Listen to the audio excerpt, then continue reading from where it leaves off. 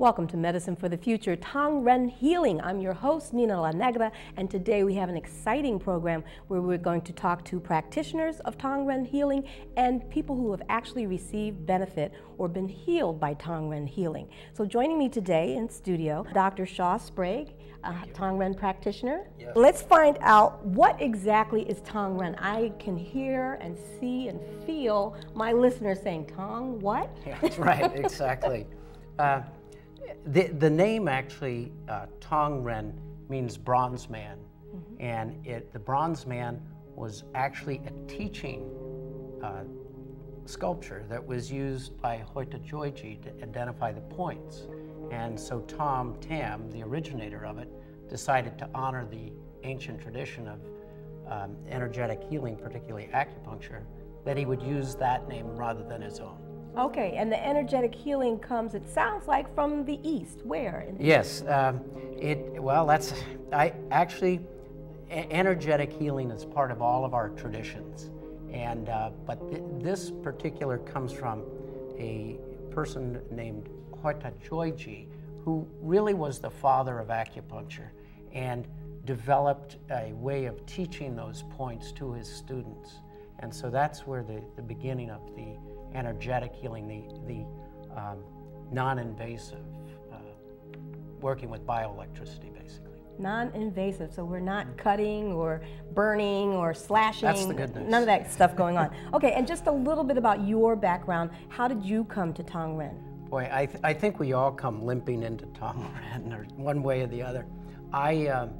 When I was 18, I had a sports injury with my knee and had about 3 operations. And at that time, they told me I had a 50-year-old knee.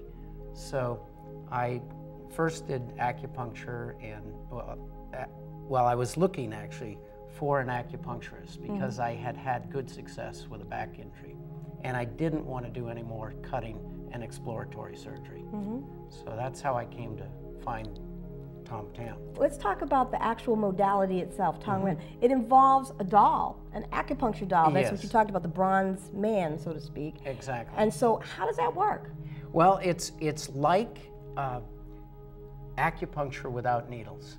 And it came, I think, Tom talks in his books about how he didn't have any clean needles, so he drew an image on a piece of paper and treated somebody who had cancer and found he had good success without an invasive means. So it was distant healing. And so now Tong Ren is done all over the world without having to be in a particular locale. Now, some people might hear you say this and say, oh, that's crazy. Correct. How could that possibly work? Right. You're not taking any drugs, you're not being cut or burned or slashed, and you're working with a piece of paper and a doll? I mean, how does that work? Well, there are lots of theories about how energy works, and what's really interesting is we came away from our energetic roots. In other words, most every tradition had used energy. It was the oldest healing system. It goes back to the Tongass tribe, where they were using psychotherapy. They were using the spirits. Now we call it bioelectricity. Bioelectricity. Yes. So electricity in the body. Yes. Yes. And it's actually using electricity to make a chemical or to affect either the endocrine or the mind or the physical body. Now we're going deep here. So we have electricity that's generated by the body. Right. That is then impacted from a distance. Yes. And electricity, we know, we don't see electricity, but we certainly could feel it if it hit us. Right, absolutely. Right? So I guess you are feeling this as well. So you should feel something if you get a Tong Ren treatment. Oh, most people, I'd say probably about 92% will feel a relaxation. Okay. First thing they'll feel. And that's what we want to do. We want to take it away from the analytical mind, which is the ego, and move it into a sensation. So we want really people to focus on their bodies because their bodies are giving them messages. And if we can release the blockage in the body, they'll feel the energy go to the mind, and then the mind will begin to change its thinking and its way of being in the world. Now, you mentioned psychotherapy, and as a psychotherapist, how does this relate to your teaching, your training? Is it counterintuitive? A bit. It extends it, because I really never thought I'd be working with the physical body in a psychosomatic, education. But I was very interested in Jung, and what he talks about the transpersonal. So it's not about your history, your place, where you come from, or any of those things. He says there are archetypal energies that we all know. It's why is everybody afraid of a snake, even though they haven't seen one or been, and so there are things that transfer like a genetic imprint, but they are the product of the mind. And when you ask a neurologist what the mind is,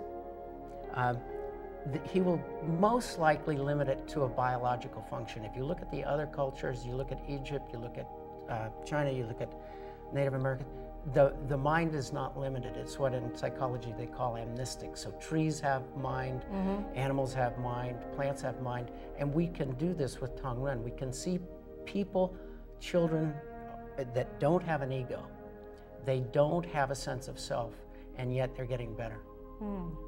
So how is that? This is so complex. But just because we can't see an energy in the universe doesn't mean it doesn't exist. Right, exactly. I agree with you. The law of gravity is an energy that we can't see, but if you go to the top of the building and jump off, you will fall. Tom Tam, you're not touching in Tong Ren, at least not the person who's to be healed. Right. But you're projecting energy? You are taking a small, what they call a multivariant. It's an image that has a lot of numinosity or energy around it. So it's like each culture has something that it automatically triggers a response to.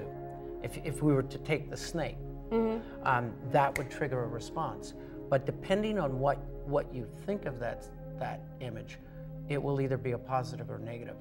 Tong Ren, the doll, produces, after enough time, a response in what Jung called the collective unconscious. So that is not part of a person's history or cultural identity. So it doesn't have anything to do with belief? No.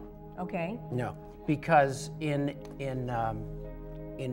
this will affect the body at a deeper level, what Jung called the soul, with a capital S, meaning that it was this place between science and religion. It was, and so we're going to see a demonstration of this Tong Ren therapy a little later in the program. So don't get excited. You will see a demonstration, and you will be able to ask questions. Maybe not right here in this program. You can send an email, find out where it's going on. You can go to the website, all that good stuff. Stay tuned.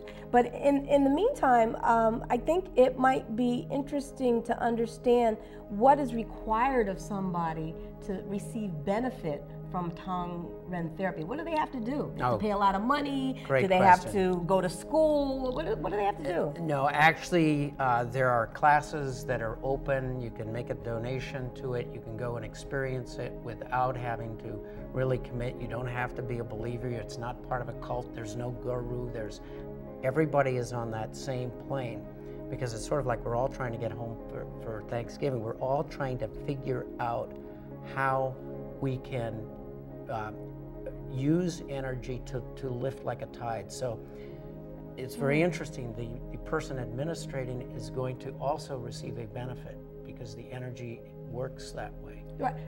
So now we get to a place that I really like, which is the practitioner is not separate from the person who's receiving the healing. No. Whereas in Western science or medicine, the doctor is separate from the patient. Exactly. Right. Exactly. And I always, as a journalist, I always think it's very difficult to be objective because it requires you to be outside of the experience. And if you're a human being and you're alive, you can't be outside of the experience. You're in the experience. Right. So are you telling me that Tong Ren has a practitioner and a person to be healed together in the same room, in the same space, or in the same life? And that is what is helping the healing process? Oh yes, when it's like the two minds become entrained. So we know how to tune to a radio station. We want to hear classical radio, and we don't. WGBH, right? There you go. You're not going to tune into. That wasn't a plug. Okay. Yes. You're not going to tune into a rock. So when you tune the energies, when the mind's become entrained, and they do that in the collective unconscious, then the healing begins. Okay, so this is sounding very interesting. Now, it's not mind control. It's not. There's no mesmerizing, hypnotizing going on. No. None of that stuff.